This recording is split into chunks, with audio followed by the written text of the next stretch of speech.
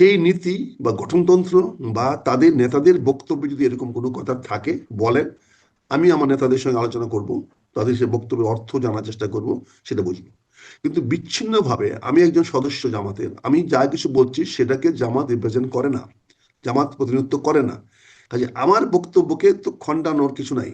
ব্যক্তিগত জায়গায় এক একজনের স্থান কাল পাত্র ভেদে অনেকে অনেক ধরনের কথা বলতে পারে, সেটা হয়তো ওই স্থানে প্রযোজ্য, ওখানে জাতীয় পর্যায়ে প্রযোজ্য নাও হতে পারে। না, কিন্তু জামাত যখন প্রতিবাদ না জানায়, জামাত যখন কোনো ব্যাখ্যা না দেয় এগুলো, যেমন একজন বক্তা বলছেন যে জান্নাত পেতে হলে, বেহেশতে পেতে হলে জামাতের রাজনীতি করতে হবে, এইগুলো কোন ধরনের মন্তব্য? আমি আমির হামজার এটা কথা বললাম, আমি কাজী এটা ইব্রাহিমের এটা কথা যদি বললাম। এটা এটা যদি কোনো নেতা বলে থাকেন, দলে গঠনতান্ত্রিক নেতা বলে থাকেন, আর প্রার্থী যারা পাচ্ছেন, বিভিন্ন প্রার্থীরা যারা নির্বাচনে, তারা অনেক রেটরিক কথা বলেন। এটা আমরা আগেও দেখে আসছি। আমরা একসময় বিএনপি থাকতে বলতাম যে আওয়ামী লীগ ক্ষমতায় গেলে দেশে আজান বন্ধ হয়ে যাবে, এ কথা কিন্তু আমরা বলেছি, বিএনপির জনসভায় আমরা বলেছি। এবং আমরা ভারতের বিরুদ্ধে বলছি বাংলাদেশটা ভারতের প্রদেশ হয়ে যাবে।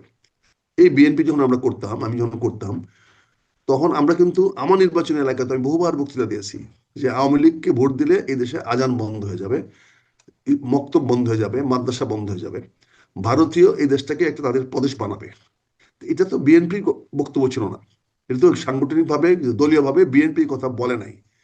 কাজেই এখানে ধরেন শেখ হাসিনা বক্তব্যে বলেছে যে জিয়াউর রহমান রাজাকার ছিল। তা আপনি একজন মুক্তিযোদ্ধা হয়ে কি সেদিন সেটা প্রতিবাদ করেছেন?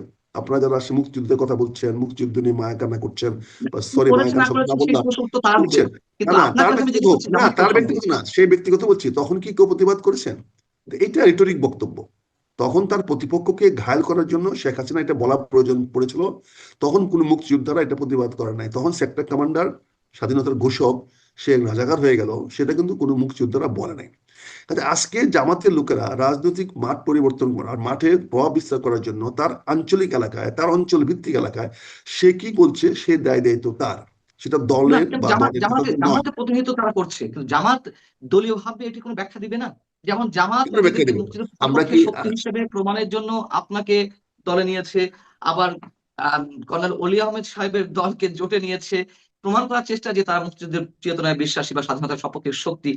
এমন যখন প্রমাণের চেষ্টা, তখন তাদেরই প্রার্থী, তাদেরই বুদ্ধিজীবী শ্রেণীর কেউ কেউ, কথিত বুদ্ধিজীবী শ্রেণীর কেউ কেউ, তাদেরই বক্তাদের কেউ কেউ এই ধরনের অসংখ্য অসংলগ্ন কথাবার্তা বলছেন, মুক্তিযুদ্ধকে অবমাননা করে কথা বলছেন। এবং আপনি নিজে বলেছেন, আমি আবারও রিপিট করছি, যে আপনি বলেছেন যে এইগুলোর ব্যাখ্যা এরপর থেকে আমি দেব। জামাত তার গঠনতন্ত্রে বা নেতাদের কোনো বক্তব্যে, নেতা বলতে আমি বোঝাচ্ছি সাংগঠনিকভাবে দলের কেন্দ্রীয় কমিটি যারা আছে, নীতি নির্ধারক যারা আছে তারাই।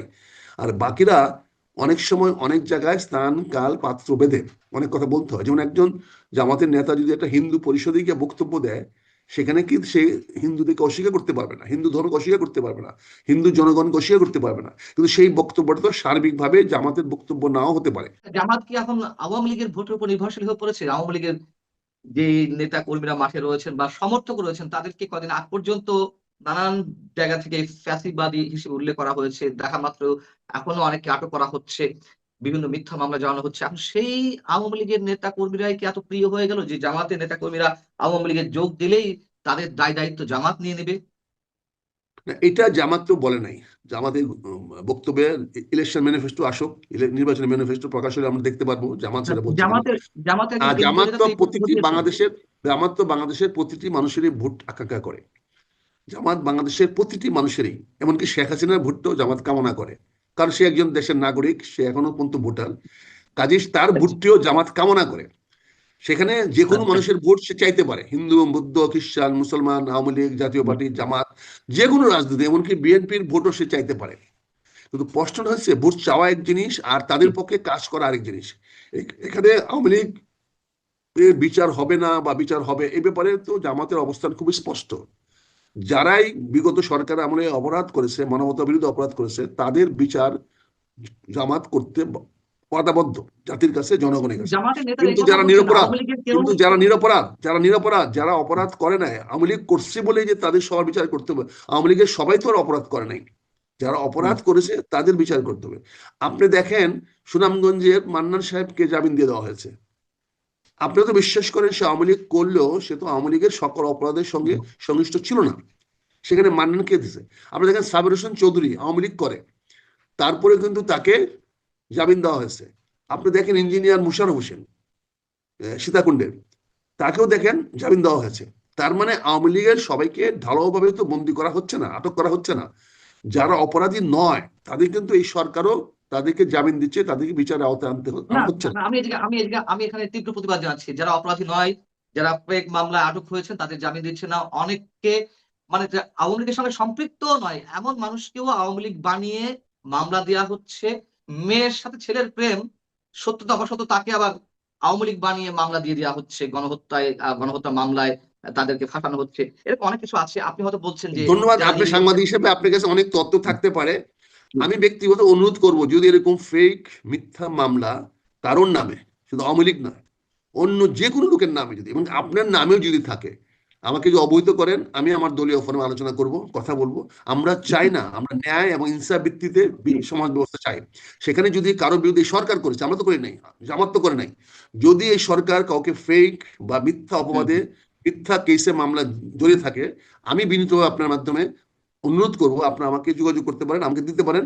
আমি সেই জি, মামলাগুলোকে যথাযথ আমি দলীয় ফোরামে নিয়ে যাব, বলবো। এবং আমাদের দলের দৃষ্টিভঙ্গি খুবই পরিষ্কার, সুস্পষ্ট। আমার বলতে আমি জামাত ইসলামের কথা বলছি। জামাত ইসলামের রাজনৈতিক বা বিচার ব্যবস্থা সুস্পষ্ট। সে বলেছে ন্যায় এবং ইনসাফ ভিত্তিতে মানুষের সমাজ ব্যবস্থা এবং রাষ্ট্র ব্যবস্থা গড়ে তোলা হবে। সেখানে বিনা অপরাধে কাউকে আটক রাখা যাবে না, এটা জামাত ইসলামের জি। সুস্পষ্ট বিধান। এখন আপনি বর্তমান সরকার যদি কাউকে আটক রাখে, আমি বিনয়ের সঙ্গে আপনাকে বলবো, যদি রাখে, আপনার চোখে মনে হয়, আমার কাছে যদি আমি দেন, আমি তাদের পক্ষে লড়ার চেষ্টা করব। সে আওয়ামী লীগ করে কিনা, ধন্যবাদ। কোন দল করে কিনা, এটা আমার হ্যাঁ, দেখার বিবেচ্য বিষয় নয়। আমি কিন্তু নিরপরাধী লোকের পক্ষে থাকবো, আজীবন থাকবো। নির্বাচন হচ্ছে এ বিষয়ে তো মোটামুটি আপনি নিশ্চিত নাকি?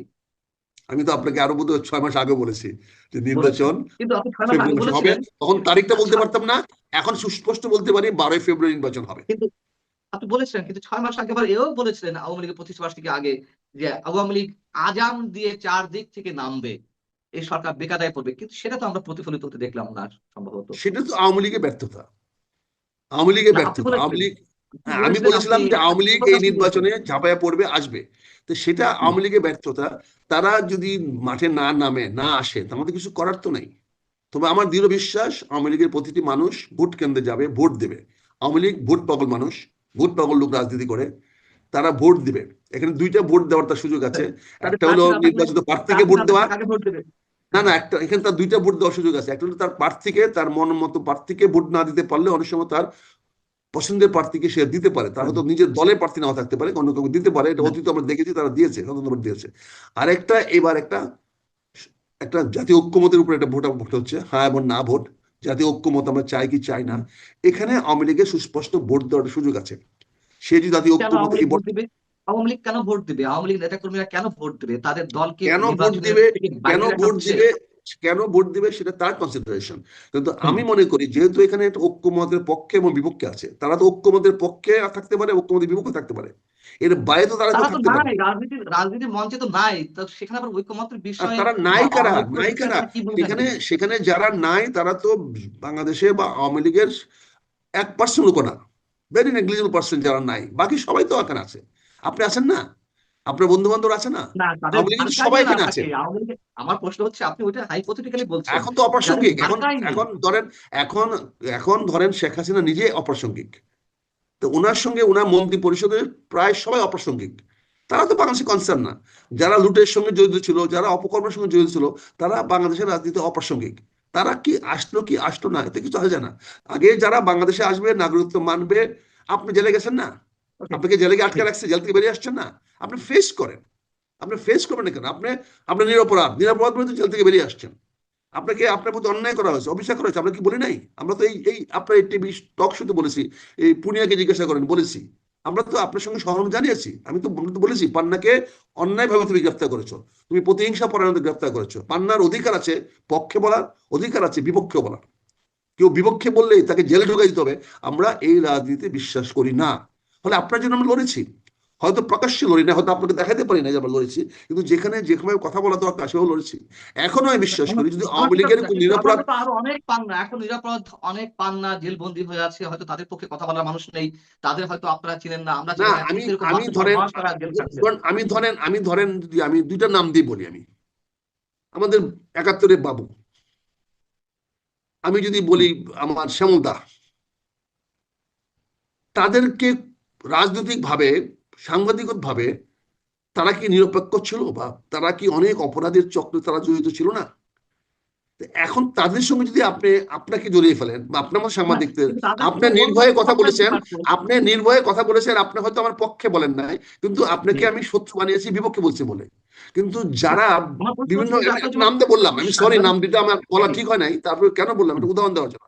আমি এখনো স্পষ্ট বলছি, সাংবাদিক বলেন, পেশাজীবী বলেন, যে কোনো নাগরিক বলেন বাংলাদেশের, যদি আপনার দৃষ্টিতে মনে হয় সে নিরপরাধ এবং তাকে অন্যায়ভাবে আটক করে রাখা হয়েছে, এবং এই সরকারের বিপক্ষে কথা বলেছে বলে বা আন্দোলনের বিপক্ষে কথা বলেছে বলে তাদেরকে রেখেছে, কিন্তু তারা কোনো লুটপাট, অত্যাচার, অনাচার, মানবতা বিরোধী কোনো অপরাধের সঙ্গে জড়িত নয়, এমন যার নাম বলেন, আমি আপনাকে কথা দিচ্ছি তার জন্য আমি লড়বো, আমার দলের না, কাছে আমি এই যে লড়বো, কথা আমার একটু আমি দলকে বলে বলবো। রাখি, একটু নোট দিয়ে রাখি, আমি আর এই বিষয়টি কন্টিনিউ করতে চাই না। যাদের কথা বললেন সাংবাদিক মুজিবুর বাবু বা সাংবাদিক শ্যামল দত্ত, তারা একটা বিশেষ দলের হয়ে কথা বলেছেন বা চাটুকারিতা করেছেন, যেভাবে বলি, তার জন্য বিভিন্ন ধরনের আইন আছে, কিন্তু হত্যা মামলায় কেন দিতে হবে? এটাই তার বড় অভিযোগ, তাই না? তো এটা হলো আমাদের পুলিশের দুর্বলতা। আমাদের পুলিশগুলো তো হুম, বাংলাদেশের জনগণের পক্ষে কখনোই কাজ করে না, অতীতও কাজ করে নাই, এখনো কাজ করতেছে না। আমাদের পুলিশটা বাংলাদেশে একটা বড় অপশক্তি হয়ে গেছে। এই পুলিশের উপর দায় পুলিশটাকে চাপিয়ে তো আমরা লাভ এই নেই, সরকারের পুলিশটাকে ঊর্ধ্বতন যতক্ষণ কর্তৃপক্ষ পর্যন্ত যদি, এই পুলিশ এই পুলিশ এবং বিচার ব্যবস্থাকে যতক্ষণ পর্যন্ত ন্যায় ও ইনসাফ ভিত্তিতে আমরা প্রতিষ্ঠিত না করতে পারবো, ততদিন পর্যন্ত আপনার এই অভিযোগ আমাদেরকে শুনতে হবে। আমি দুঃখিত যে আপনার অভিযোগটার সঙ্গে আমি একমত। আমি একমত, সাংবাদিক দুঃখিত এই আনিস, জন্য যে অভিযোগটা আমাকে শুনতে হচ্ছে, তার জন্য আমি আপনাকে কোনো রকম দোষারোপ করছি না, আপনি যথার্থই কথা সাংবাদিক বলছেন। আনিস আলমগীর, সাংবাদিক আনিস আলমগীরের বিরুদ্ধে কিন্তু তাবেদারি, চাটুকারিতা, বিশেষ করে দলের মোসাহিবি করা, এগুলো কোনো অভিযোগ ছিল না। তারপরেও তিনি কারাগারে প্রায় 1 মাস হতে চললো, তাই না? এরকম তো এই হওয়ার বিষয় হচ্ছে। যাই হোক, আমরা, আনিস আলমগীরের মামলাটা এটা ব্যক্তিগত মেন্টালাইজেশনস, ভিক্টিমাইজেশনস। হুম, আনিস আলমগীরের যদি বলিষ্ঠ কণ্ঠ থাকে, আমার বিরুদ্ধে যদি শক্তিশালী কথা বলতে পারে, তাকে আমি কথা দিয়ে মোকাবেলা করব, তাকে আইন দিয়ে, পুলিশ দিয়ে, বিচার দিয়ে আমি মোকাবেলা করব না। এটাকেও আমি correct। অন্যায় বলে মনে করি, এটাকেও আমি গ্রহণযোগ্য বলে মনে করি না। আনিস আলমগীরের প্রতি আমার পূর্ণ সহানুভূতি আছে, আমি আমি তার জন্য আমি চেষ্টা করতে ত্রুটিবোধ করব না। আনিস আলমগীর কেন, যে কোনো বিরোধী বিবেককে আটক করার অধিকার রাষ্ট্র পাইতে পারে না। এই আন্দোলন আমরা করেছি, বৈষম্য আন্দোলন করেছি, আমরা ফ্যাসিস্ট বিরোধী আন্দোলন করেছি, সেখানে বলেছি আমাদের মুক্তভাবে কথা বলতে দিতে হবে। হুম, এবং একটা ওয়াদা দিয়েছেন আমাদের প্রধান উপদেষ্টা, উনি বলেছেন আপনারা যার যা কিছু আছে খোলা মনে বলবেন, এটা ওনার ওয়াদা দেওয়া। আর আমরা যেটা মনে করি, আমাদের ব্যক্তিগত বক্তব্য, আমার ব্যক্তিগত মতামত হলো, শত ফুল ফুটুক, মানুষ কথা বলুক, ভুল হোক ভ্রান্তি হোক, এটা আমরা পর্যালোচনা করব, কিন্তু মানুষকে কথা বলতে দিতে হবে, মানুষকে সত্য খুঁজতে হবে, সত্যকে বের করে আনতে হবে। এই বর্তমান ডক্টর ইউনূস সাহেবের সরকার চরমভাবে দেশে আইনের শাসন প্রতিষ্ঠা করতে ব্যর্থ হয়েছে, পুলিশকে রিফর্ম করতে ব্যর্থ হয়েছে, বিচার বিভাগকে রিফর্ম করতে ব্যর্থ হয়েছে। জাতীয় সরকার গঠনের বিষয়ে নির্বাচন আগে থেকে এক ধরনের রব তোলার চেষ্টা করেছেন বা করছেন জামায়াতে আমির ডক্টর শফিকুর রহমান। তিনি রয়টার্সকে বলেছেন যে আমরা জাতীয় সরকার গঠনের উপর গুরুত্ব দিব, এবং নির্বাচন আগে থেকেই এক ধরনের ইঙ্গিত তারেক রহমান সাহেবকে দেওয়া হলো। তার সাথে দেখা করতে গেলেন, সেখান থেকে বেরিয়ে এসে সাংবাদিকদের তিনি বললেন যে নির্বাচনের পরপরই আমরা বসবো কিভাবে সবাই মিলেমিশে সরকার পরিচালনা করা যায়। এই কথাগুলো বলার ইঙ্গিত কি আগে থেকেই এক ধরনের সিগন্যাল দিয়ে দেওয়া যে সংখ্যাগরিষ্ঠতা যেই পাক, জামাতকে সঙ্গে নিয়েই সরকার পরিচালনা করতে হবে? আপনার বিষয়টা আপনার নজরে আসছে, এই জন্য আপনাকে ধন্যবাদ। আসলে জনগণের কাম্য কি ছিল, এই 5ই আগস্টের পরেও জনগণের কামনা ছিল একটি সর্বদলীয় বা একটা জাতীয় সরকার গঠন করা, একটা বিপ্লবী সরকার গঠন করা। কিন্তু সেই সরকারটা গঠিত হইতে পারে নাই বিভিন্ন প্রাসাদ ষড়যন্ত্রের কারণে। আমি কথাটা পরিষ্কার করে বলবো, ওই জাতীয় সরকারটি গঠন হতে পারে নাই বিভিন্ন প্রাসাদ ষড়যন্ত্রের কারণে। আজকে নির্বাচনের মাধ্যমে যদি জাতীয় সরকার গঠিত হয়, আমি বলবো বাংলাদেশের জনগণের, মানুষের মধ্যে হানাহানি, কাটাকাটি, মারামারি, বিভেদ, এগুলো দূর হয়ে যাবে। আমরা সবাই পক্ষে বিপক্ষে যারাই রাজনীতি করি, যারা পরাজিত হবো তারাও জনগণের কল্যাণ করতে চায়, যারা জয়ী হবে তারা তো অবশ্যই চায়, কেউ কারো চেয়ে কম চায় না। সেখানে ডক্টর শফিকুর রহমান একটা যুগান্তকারী বক্তব্য দিয়েছেন। উনি তারেক রহমান সাহেবকে সমবেদনা জানাতে গিয়ে উনি আশ্বাস দিয়েছেন যে আপনার মা নেই, আপনি ঘাবড়ায়েন না, আমরা আপনাকে শুধু বিরোধিতার জন্য বিরোধিতা করব না, আমরা গঠনমূলক রাজনীতি করব। আমরা দরকার পড়লে আপনি যদি আমাদেরকে নিয়ে সরকার গঠন করেন আমরাও সেখানে থাকবো, আবার যদি আমরা সরকার গঠন করি আপনাকেও সেখানে আমরা যদি অন্তর্ভুক্ত করতে পারি আমরা ধন্য হব। এই যে একটা মানসিকতা, এই যে একটা মনোভাব, আমি মনে করি এটা যুগান্তকারী পদক্ষেপ নিয়েছেন শফিকুর রহমান সাহেব। ওনার যে সৎসাহস, উনি যে আজকে এই নির্বাচনের প্রাক্কালে এই কথাটা বলতে পেরেছেন, আমার মনে হয় এটাকে আমাদের ইতিবাচকভাবে দেখা উচিত। একটা জাতীয় সরকার যদি গঠন করতে পারি তাহলে চিন্তা করে দেখেন দেশটা আগামী 5 বছর যদি শান্তি শৃঙ্খলার মধ্যে পরিচালিত হয়, সেখানে কিন্তু জাতীয় অনেক সরকার, সমস্যার সমাধান হয়ে যাবে। ঐক্যমত্যের সরকার তো আমরা আওয়ামী লীগের সময় দেখেছি, 96-তেও দেখেছি, 2008-9-এর মানে পরে যে সরকার গঠিত হয়েছে সেখানেও দেখেছি। বিভিন্ন দলকে একটা একটা করে মন্ত্রিত্ব দিয়ে সেটাকে ঐক্যমত্য সরকার বলা হয়েছে, জাতীয় সরকারের পর্যায়ে নিয়ে যাওয়ার কথা বলা হয়েছে। এই ধরনের জাতীয় সরকার দিয়ে আসলে লাভ কি? জামাত জাতীয় সরকারে ছিল, জামাত বিরোধী দলে ছিল, এখন জামাত জাতীয় পার্টির কথা বলছে, এখন জামাত বিরোধী দলে থাকতে চায়, জামাত সরকারি দলে থাকতে চায়।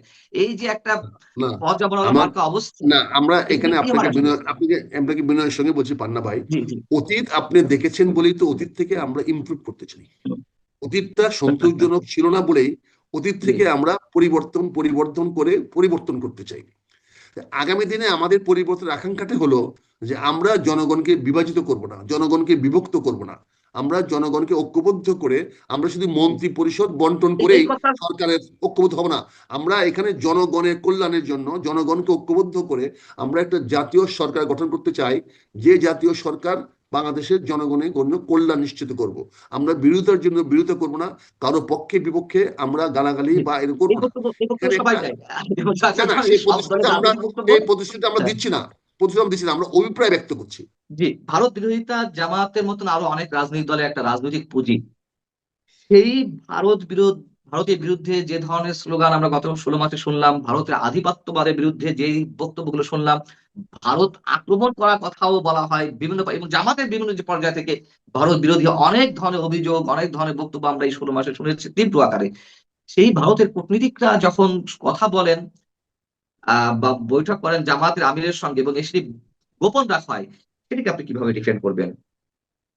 দেখেন, আমরা ভারতের পক্ষেও না, ভারতের বিপক্ষেও না। কেন ভারতের ভারত, বিরুদ্ধে তো, ভারতের আধিপত্যবাদের বিরুদ্ধে আপনার স্লোগান দিয়ে যাচ্ছে, আপনার দল আমি স্লোগান দিয়ে যাচ্ছে। আধিপত্যবাদের বিরুদ্ধে, হিন্দুত্ববাদের বিরুদ্ধে, আমি ভারতের বিপক্ষে নই। ভারত আমার নিকট প্রতিবেশী, চারপাশে প্রতিবেশী। আমি ভারতের হিন্দুত্ববাদের বিরোধী। আমি বাংলাদেশে ভারতের হিন্দুত্ববাদের প্রভাব বা হিন্দুত্ববাদের বিস্তৃত হতে দিব না। এটা জীবন দিয়ে হলেও আমরা প্রতিহত করব। ভারতের হিন্দুত্ববাদের প্রভাব বাংলাদেশে আমরা হতে দিব না। কিন্তু আমরা কোনো অবস্থাতেই 140 কোটি ভারতবাসীর বিপক্ষে নই। আমরা ভারতের বিপক্ষে নই, আবার আমরা ভারতের পক্ষ নই। আমরা আমাদের স্বার্থের পক্ষে, আমরা বাংলাদেশের জনগণের স্বার্থের পক্ষে। আমরা বাংলাদেশের জনগণের স্বার্থ হানি করে ভারত কেন, পৃথিবীর কোন দেশের সঙ্গে বন্ধুত্ব করতে পারবো না। জয়শঙ্কর সাহেব স্বাগত জানাই, ওনাকে ধন্যবাদ জানাই। ভারতের সরকারকে অত্যন্ত সাধুবাদ জানাই, তারা দেশমাতা খালেদা জিয়ার মৃত্যুতে শোক জানিয়েছেন, তার পাশে এসে দাঁড়িয়েছেন। এমনকি তাদের তাদের মানে প্রতিরক্ষা মন্ত্রী নিজে পর্যন্ত বাণী দিয়েছেন। সেখানে পররাষ্ট্র প্রতিরক্ষা মন্ত্রী আসার পরে আর কিছু বাকি থাকে না। প্রধানমন্ত্রী তো আমরা কামনা করতে পারলেও আমরা এতটুকু আশা করি না। তারপরে ভারত যেটুকু দিয়েছে আমরা ধন্যবাদ জানাই, সাধুবাদ জানাই। কিন্তু একটা জিনিস ভুলে গেলে চলবে না, ভারত কিন্তু এখনো বাংলাদেশের স্বার্থ বিরোধী কাজ করে যাচ্ছে। যেমন ধরেন, আমার কাছে আপনার কাছে ভালো নাও লাগতে পারে, কিন্তু বাংলাদেশের জনগণ অনেক কিছুর জন্য শেখ হাসিনাকে দায়ী করে। বাংলাদেশের আদালত তাকে মৃত্যুদণ্ড দিয়েছে। তারপর আবার তাকে সেই ভারতের প্রতিনিধির সঙ্গে কেন বৈঠক? না, সেই জন্য তারপরেও বলছি, জামাতের আমিরের কেন সেই বৈঠক জন্য বলছি, ভারতের প্রতিনিধির সেই জন্য সঙ্গে? আমি কথাটা শেষ করতে দেন। জি। সেই ভারতের আমাদের মৃত্যুদণ্ড